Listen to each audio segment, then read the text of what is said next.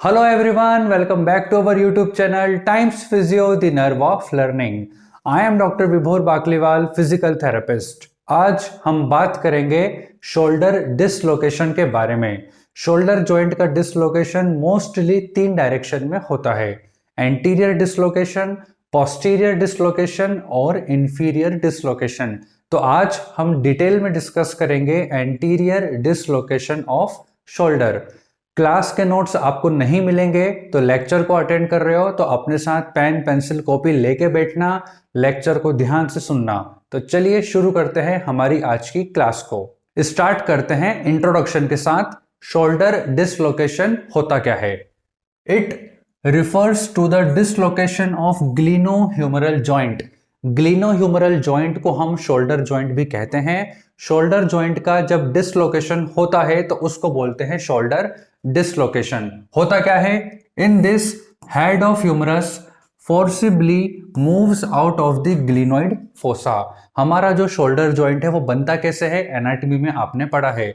Scapula की glenoid cavity और humerus bone का हेड आर्टिकुलेट करते हैं और जॉइंट बनाते हैं। जब शोल्डर जॉइंट का डिसलोकेशन होता है तो हेड ऑफ द ह्यूमरस जो है वो डिस्प्लेस हो जाता है, मतलब कि जॉइंट बन रहा है लेकिन डिसलोकेशन में क्या हुआ कि जो दोनों आर्टिकुलर सरफेस है वो कांटेक्ट में नहीं रहते।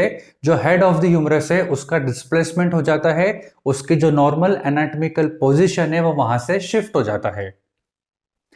Another definition, a dislocation is a complete displacement of articular surface from each other।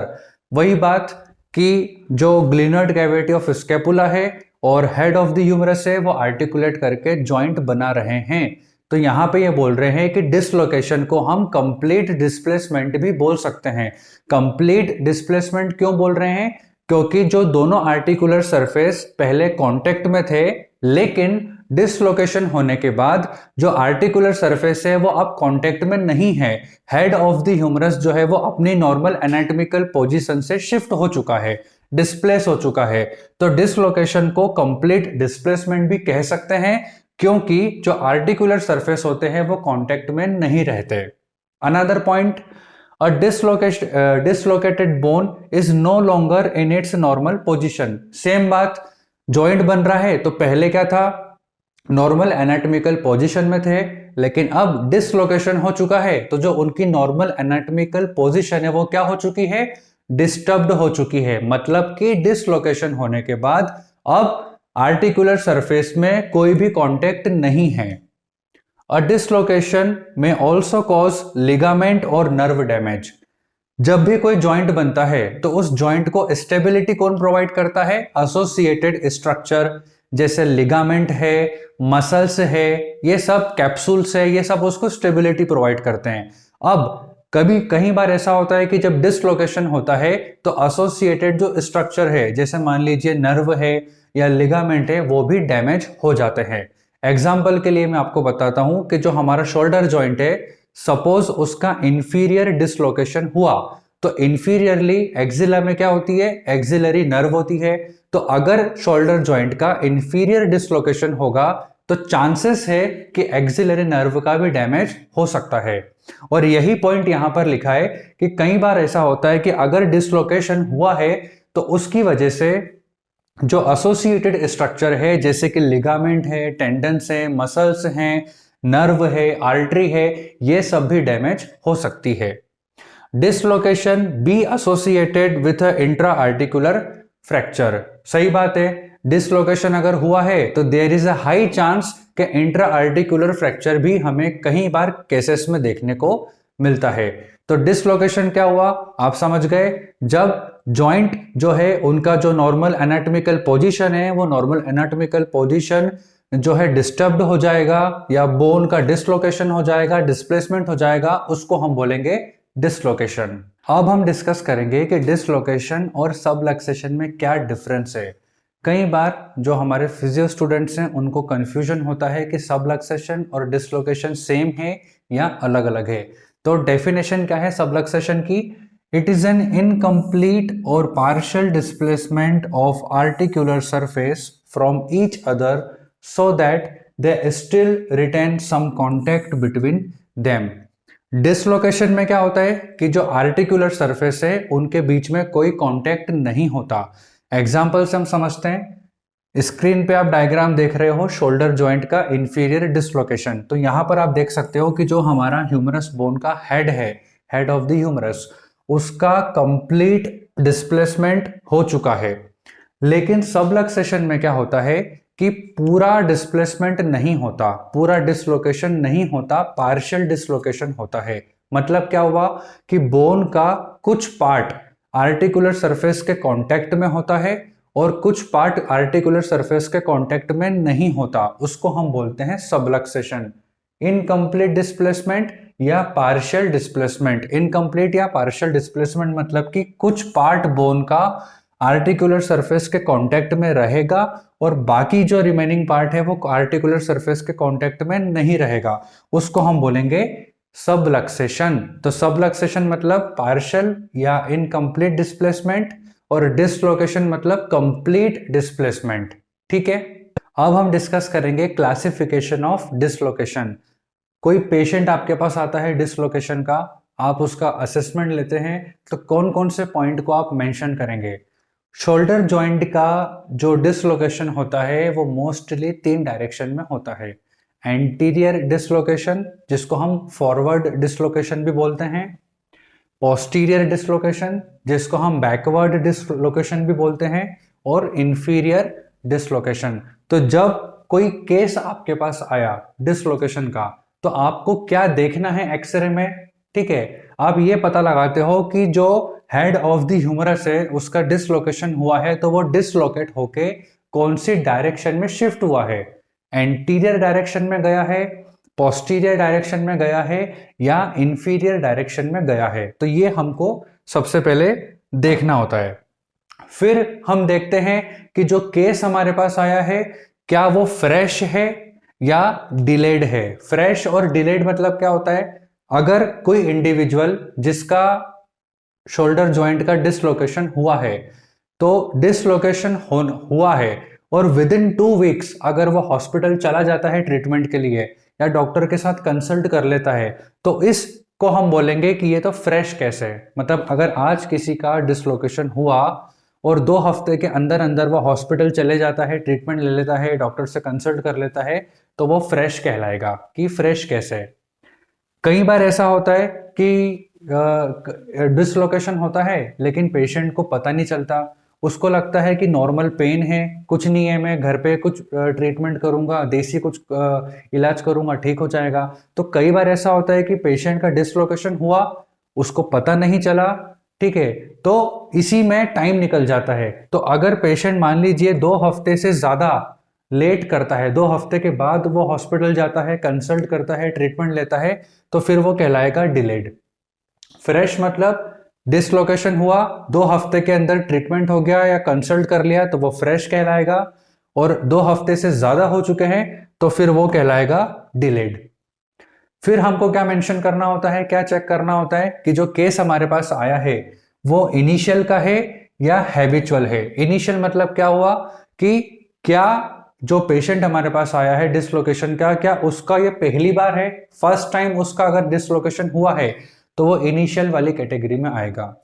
लेकिन अगर मान लीजिए जो पेशेंट आपके पास आया है उसको अगर 2 बार ऑलरेडी डिसलोकेटेड हो चुका है और ये 3rd टाइम है, मतलब कि कोई पेशेंट जिसका मोर देन 2 टाइम्स हो चुके हैं डिसलोकेशन को, तो फिर वो हैबिचुअल वाली कैटेगरी में आएगा।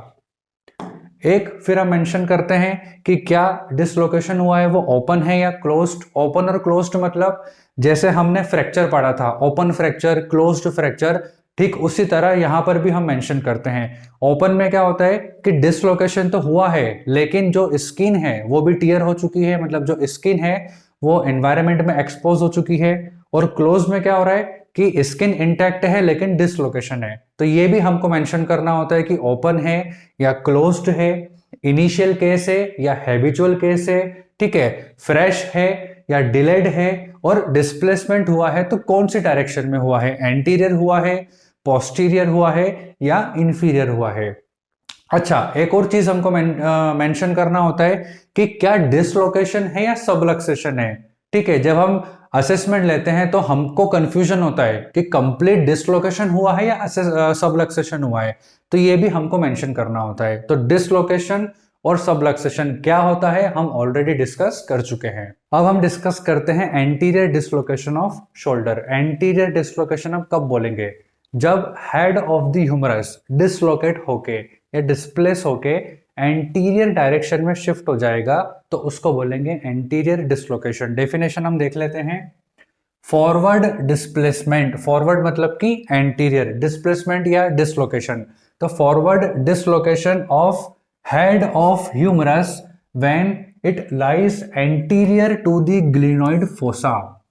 एंटीरियर डिसलोकेशन और इंफीरियर डिसलोकेशन ये दोनों ही most common type of dislocation है। ज्यादातर केस आपको एंटीरियर और इंफीरियर डिसलोकेशन के देखने को मिलते हैं। अब हम डिस्कस करेंगे एक्सरे।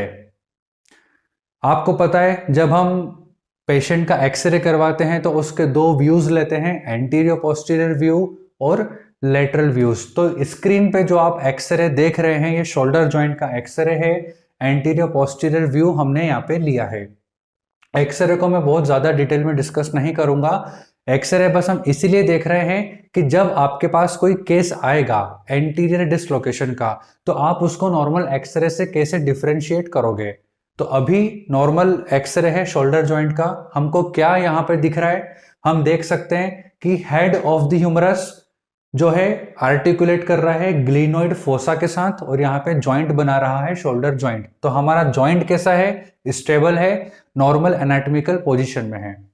इसके अलावा हम क्या देख सकते हैं कि हमारी जो क्लेविकल बोन है वो एक्रोमियन प्रोसेस के साथ यहाँ पे आर्टिकुलेट करके जॉइंट बना रहा है, एक्रोमियो क्लेविकुलर जॉइंट। बाकी जब आप ह्यूमरस बोन को देखोगे तो यहाँ पे जो अपर एंड के जितने भी बोनी लैंडमार्क्स है वो सब हमको क्लियरली विजिबल है, जैसे सर्जिकल नेक है, लेसर ट्यूबरकल, ग्रेटर ट्यूबरकल, ये सब हमको यहाँ पे क्लियरली दिख रहा है। ठीक है, कोरेकोइड प्रोसेस हमको यहाँ पे क्लियरली विजिबल है। तो जब हम एक्सरे करवाते हैं नॉर्मल एक्सरे शोल्डर जॉइंट का कुछ इस तरीके से दिखता है, जहां पे सारे एनाटॉमिकल पोजीशन जो है वो कैसी है? नॉर्मल है। लेकिन जब आपके पास कोई केस आता है एंटीरियर डिसलोकेशन का तो हमें क्या देखने को मिलता है? जैसे ये नॉर्मल है तो ये हेड और ग्लिनोइड फोसा यहाँ पर क्या है? दोनों आर्टिकुलर सरफेस है और दोनों आपस में कांटेक्ट में है। लेकिन जब आप एंटीरियर डिसलोकेशन वाले एक्सरे को देखोगे तो यहाँ पर आपको दिख रहा है कि जो हेड है ह्यूमरस का वो एंटीरियर डायरेक्शन में शिफ्ट हो चुका है और पीछे की तरफ आपको जो ये शेडो दिख रही है, ये शेडो कैसी है? ये काई की शेडो है, ग्लिनोइड फोसा की है।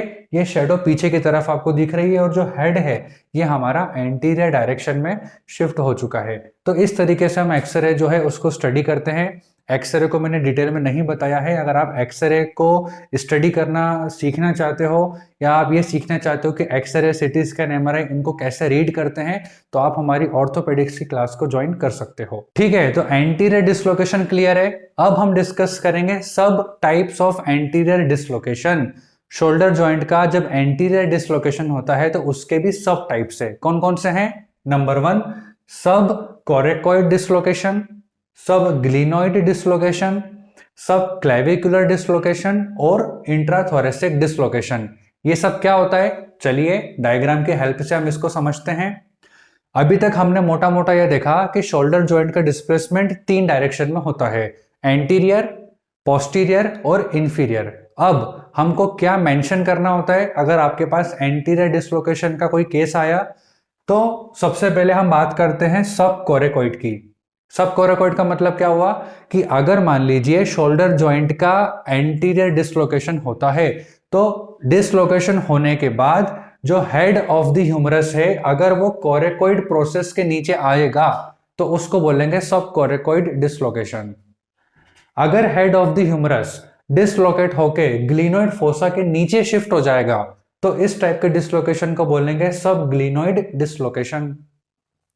अगर head of the humerus dislocate होके क्लेविकल बोन के नीचे शिफ्ट हो जाएगा तो इस टाइप के डिसलोकेशन को हम बोलेंगे सब क्लेविकुलर डिसलोकेशन। अगर हमारा head of the humerus dislocate होके रिब्स में घुस जाएगा, रिब्स में चला जाएगा तो इस टाइप के डिसलोकेशन को हम बोलेंगे इंट्राथोरेसिक डिसलोकेशन। एक बार मैं आपको फिर से डिटेल में समझाता हूं। हम डिस्कस कर रहे हैं एंटीरियर डिस्लोकेशन। तो ये ग्लिनोइड फोसा, ये हमारा हेड, ये अभी नॉर्मल है, जॉइंट बना रहे हैं। लेकिन एंटीरियर डिस्लोकेशन में क्या हुआ कि जो हेड ऑफ द ह्यूमरस है डिस्लोकेशन हुआ और आगे की तरफ शिफ्ट हो गया। तो अब एंटीरियर डिस्लोकेशन तो हो रहा है, हेड जो है वो एंटीरियर डिस्प्लेसमेंट तो हो रहा है, एंटीरियर डायरेक्शन में शिफ्ट तो हो रहा है, लेकिन एंटीरियर डायरेक्शन में शिफ्ट होने के बाद वो कहां पे जाता है वो हमको देखना है। तो अगर मान लीजिए हेड डिसलोकेट होके कोरेकोइड प्रोसेस के नीचे शिफ्ट हो गया तो सब कोरेकोइड डिसलोकेशन। अगर हेड डिसलोकेट होके ग्लिनोइड फोसा के नीचे शिफ्ट हो गया तो सब ग्लिनोइड डिसलोकेशन। अगर हेड ह्यूमरस का डिसलोकेट होके क्लेविकल बोन के नीचे शिफ्ट हो गया आगे और क्लेविकल बोन के नीचे तो इसको बोलेंगे सब क्लेविकुलर डिसलोकेशन।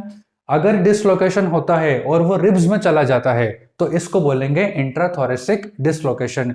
तो ये हमने एंटीरियर डिसलोकेशन के सब टाइप्स को डिस्कस किया।